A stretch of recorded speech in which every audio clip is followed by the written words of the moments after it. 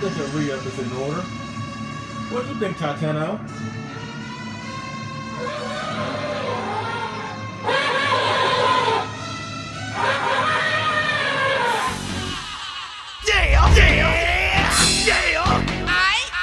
Are y'all ready? Are y'all ready? What? Yeah! Y'all ready to play some football? Just let's go! If you want it, you can get it. Let me know. I'm about to...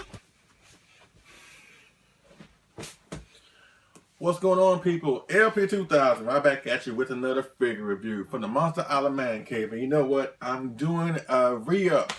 Yes, I've done a figure review of this figure, Titanosaurus 30 centimeter.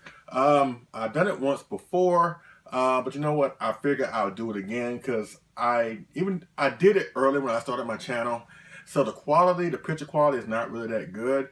But since then, I've improved on some things, lighting, cameras or whatever. So I figured I'd do a re-up of one of my most prized figures in my collection, the 30 centimeter Titanosaurus from X Plus. And so let me get him out the way right fast. And of course, you know how we do this.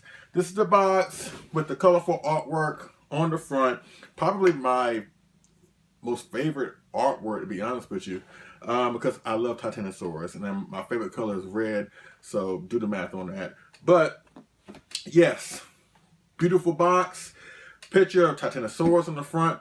His face in the background. X Plus Garage Tour, his gigantic name, which is a long name, Titanosaurus, as well as the Japanese language of the film, the term Mechagodzilla or Mechagodzilla's Counterattack, 1975. And this is a Rip Boy sticker because it was actually a Rip Boy. It came with a little mini sub, I forget the name of the sub's name, that was in the film, Term Mechagodzilla, the sub which Titanosaurus attacked in his opening scene. I don't have it anymore. I gave it to my brother from another mother, Burley. I gave it to him. I wasn't really feeling it, so I just gave it away to him, which really sparked how me and him got real close and how we're family now. But yes, this was a Rick Boy, but now it's a regular standard. But this is the box, and you could draw it on the back. Pretty much it with the box. So let's get into the figure one more time. And once again, like I said, this was actually I'm doing a re-up of this review of this figure because, for one, I love this figure so much. I'm a huge Titanosaurus fan, like Godzilla Fan Freaks. Godzilla Fan Freaks own Everett Grondin. What's up, bro? And this figure is going to be reissued through Diamond Distributors, courtesy of X Plus, next year around April. So I figure a lot of people out there, I'm sure, have probably got their pre-orders in of the figure. So I just wanted to give you a little insight of what you're in store for once you pick this figure up, because you will not be disappointed. So let's get into the figure Titanosaurus. First off the bat, he's really massive. Even though he's 30 centimeters, he's bigger than that. He's like maybe 14 inches. Probably a hair under 15 inches, but at least 14 inches because of the fins back here, his antenna, and plus Titanosaurus was a large kaiju anyway because of his elongated neck here. And X Plus has really spared no expense. They've done this figure absolutely the utmost justice. One thing that impressed me the most about this figure is the skin texture, which made me had to go back to the film and just look at it some more, and it really made me realize that his skin was a lot more textured, it was a lot more rugged, and X Plus really got this thing amazingly done, perfectly as a matter of fact, with the multiple bumps, the black bumps on his body, blend in with the red skin, highlights of yellows here and there. They really nailed it. They really did, as well as his fins back here, because he is an aquatic dinosaur. I won't say he's part fish, but he's more of an aquatic dinosaur than a land dinosaur in a way. Basically like Godzilla, he just don't have the atomic breath. But yes, the skin is absolutely perfect. The colors, that's one thing about this figure I love so much, besides the skin texture. It's the colors. It's the vibrant colors. He really stands out in your collection. With Godzilla being a more charcoal gray, dark skin color, and if you collect Godzilla figures, and if you collect mostly Godzilla figures, that's what most of your collection is going to consist of, the charcoal grays and stuff like that. But with Titanosaurus, he really does stand out with his vibrant red coloring and everything like that. His face is absolutely perfect. And trying to get a little, and look at that face. Look at that snarl right there with that long tongue coming out, just like he was in the film. Yes, they really nailed it. The teeth are sculpted really well. The tongue is sculpted really well. The eyes have more like a orange / yellowish type of tint to it, with the single small pupil, which gives him a more sinister look. His antennas here are done absolutely well. Just be mindful that they can run the risk of snapping off, so just be careful once you handle this figure. If they do snap off, just put a little crazy glue on the tip of it and insert it in, and don't apply too much because you don't want to have no overage of residue. But just be mindful, they may snap off. Just be careful when you handle this figure, especially when it comes to the antennas. His face is absolutely done perfectly. His pose, typical Titanosaurus pose, because that's how he spent most of the film anyway. And there's not, well, he did do that one thing where he had his hands behind his back when he was stomping on the ground at Godzilla. I don't understand that, but yes, they done this figure absolutely justice. The toes are sculpted really well with a light white, beige, almost a bone white color. A lot of bone white color with the toes, as well as his claws here. Even his chest. They really nailed his chest. It looks real chiseled. He looks really buff, and it really once again, make sure you go back to the movie and check out all these things that you may have missed the first time around. They got the chest right with being more pronounced muscle to it. Some darkness here that goes towards the body here, his abdomen here, or his stomach area. Really done really well. There's no articulation in this figure at all. Well, his arm, I take it back. His arms can move a certain extent. And also his tail here, I think his tail can move. Well, it can move a little bit, but it's not meant to move. His arms maybe, but his tail is not meant to move, so don't try to do anything like that.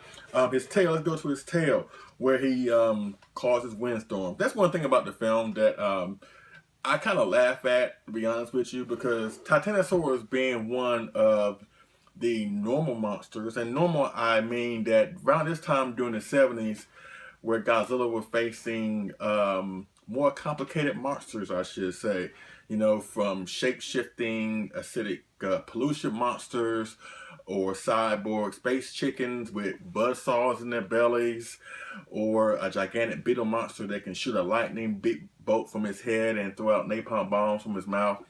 Titanosaurus was really the normal kaiju, if you ever want to call it normal, especially when it came to the 70s Godzilla films.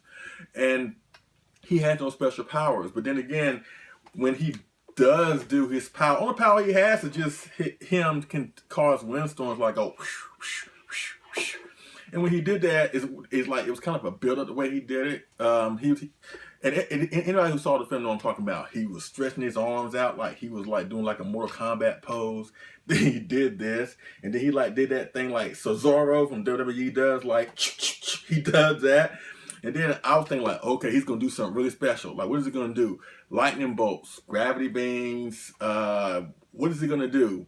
But instead, he turns around and just does like a giant windstorm. Mind you, we've seen Rodan do that. We've seen Mothra do that. So that wasn't really impressive. But he does impress me with other things later on, which I will explain later on. But the tail done absolutely well here. I'm glad that they opted for the tail being open, because most of the film he didn't really have his tail open. The only time he had his tail open when he was doing, like I said, that wind attack. But I'm glad they decided to have his tail open, because it gives him more size, it gives him more presence, in my opinion. But yes, the fins here, right here, and his tail here, just like it was, just like they are on the back fins right here, or his swim fins or whatever, as well as the top of his head. They blend the colors really well with the red, or at least a light red, fading up into a lighter yellow. They do the same thing right here. Also, there's more so red here, and there's minimal yellow here. It's like a contrast where you have a lot of yellow here a lot of yellow here and minimal red here, but you have a lot of red here and minimal yellow here. So it does alternate, but it's blended so well, and they've done this figure absolutely justice. It really has. They really have. And I'm glad that I got this figure. But yeah, this is absolutely perfect. And also it has a seam here, kind of like the Godzilla 1971 that I talked about in my video and other videos out there concerning that figure. It has a little seam here where the actor went inside the costume. Once again, X Plus, amazing job recreating the suit. Not exactly the monster per se, but the suits. So yes, and I just had to do a re-up of this figure. I really did. I mean, Titanosaurus has been one of my most favorite monsters of all time, and this being one of my most favorite figures of all time. I had to do it, and I'm really glad that I did. And I'm sure that you'll be happy once you get your hands on these, or him once he comes out April of next year. But yeah, that's pretty much it for as the overall review of this figure. Everything is perfect. Size is perfect. Colors, texture, the face, everything. The little small little necessities as far as the antennas here, his little fins on the side of his head, his back swimming fins here. Everything is perfect on this figure. I can't speak the praise of this figure enough. So, and that's why I love it so much. So, before I wrap this up, I got to talk about the movie. So why don't y'all enjoy some size comparisons first, and then we'll finish up this review with me talking about Terra Mechagodzilla. All right? I'll be right back.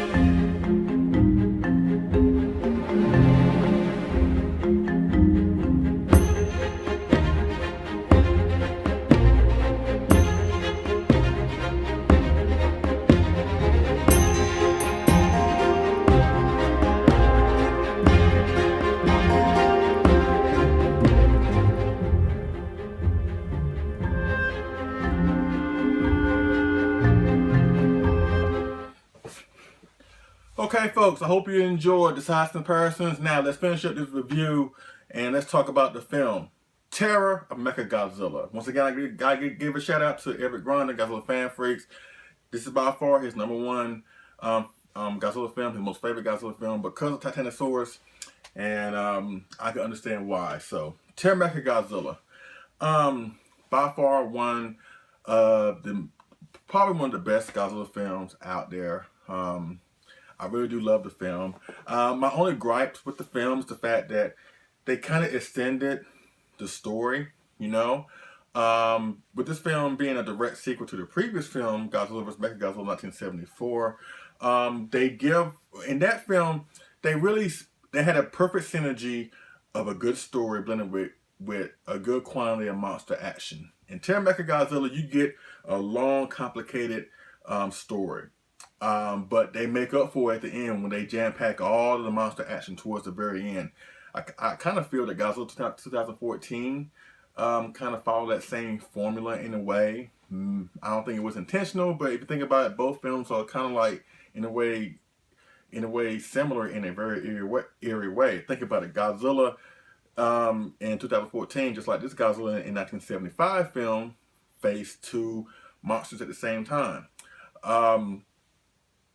They have a long story where they slam pack all the monster action towards the tail end. They give us constant teases here and there of good monster action, but don't really deliver on that until like the tail end.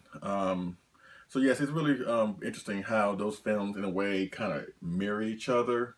I mean, of course, I prefer Terror Mechagodzilla far as story and far as like balance and stuff like that. But I do find that kind of interesting that they're kind of similar in a way.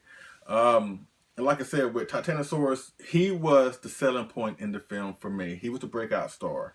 Because think about it, most of the stories, the elongated story I talked about, mostly revolved around him in a way. It kind of all leads back to him.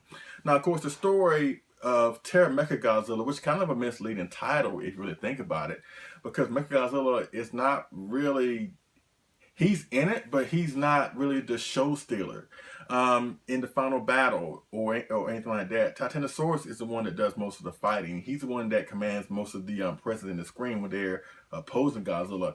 Mechagodzilla mostly stands back in the background, more passive. He wasn't explosive and dynamic in the previous film, which is kind of, I kind of feel like, to be honest with you, that Mechagodzilla should be called Terror Mechagodzilla because of what Mechagodzilla did in that film, from him maiming Anguirus, um, maiming Godzilla, making him bleed, basically controlling majority of the fight in the final battle between himself, King Caesar, and Godzilla.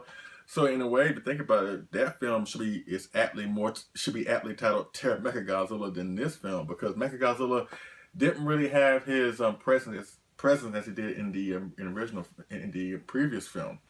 With that being said, Titanosaurus makes up for that by being an awesome kaiju. Like I said, him being a normal kaiju is really, really interesting, and how he just takes command of the screen. And I really do enjoy that. And it's kind of funny, unbeknownst to people at the time, this was the last Godzilla film to conclude the Showa era. They tried to submit some scripts in between 75 and when they decided to bring back Godzilla 84, for the Heisei series, when they decided to do the whole reboot. They tried to submit some stories, but they couldn't get greenlit by Toho. I guess they felt like it wasn't good enough to be greenlit to be filmed. So which ended up in a roundabout way of Terror Mechagodzilla being the last film of the Showa era, excuse me. And upon my research, I found out, I believe that Toho didn't want to permanently end the Godzilla series with this film, but they couldn't get together. But I think that in a way, it kind of comes full circle in a way, especially when it comes back to the original, and it has some ties in with the original, believe it or not. Godzilla's theme, for example, is basically an up-tempo or a slow-down version of his original theme in the original film. The guy who played Dr. Serizawa, the iconic scientist that basically killed the original Godzilla, he plays Dr. Mifune in this film in a very similar character in a way, as a troubled, misunderstood scientist. And also, most of the 70s films didn't really comprise of the major players who brought the original Godzilla film to us in the first place. By Inoshiro Honda, Tomoyuki Tanaka, and Akira Ifukube. And also Eiji Tsuburaya, but he passed away in 1969. But those three were the still remaining survivors left of the original Godzilla forefathers. And they finally came back for this film. And which basically ties in with the original film, because they all had a hand in producing that film. So in a roundabout way, it really does come full circle, the fact that they were absent majority of the years. And ironically, the last time these filmmakers or these producers were together to produce a Godzilla film was Destroy All Monsters, 1968, which ironically they intended for that to be their last Godzilla film. So it really is kind of funny, but yet it comes full circle that they all came back to do this film. And in a way, like I said, Toho still wanted to make Godzilla films, but I think that Inoshiro Honda, Tomoyuki Tanaka, this is my opinion, I think that they knew that it was time to put Godzilla to rest. I think because of the bittersweet tone that the film has, and especially the way it ended, even though Godzilla prevails and he destroys Mechagodzilla, or he puts them away, or Titanosaurus, whatever, even though he wins the fight, it's still a bittersweet victory because of the whole Katsura tragedy and stuff like that.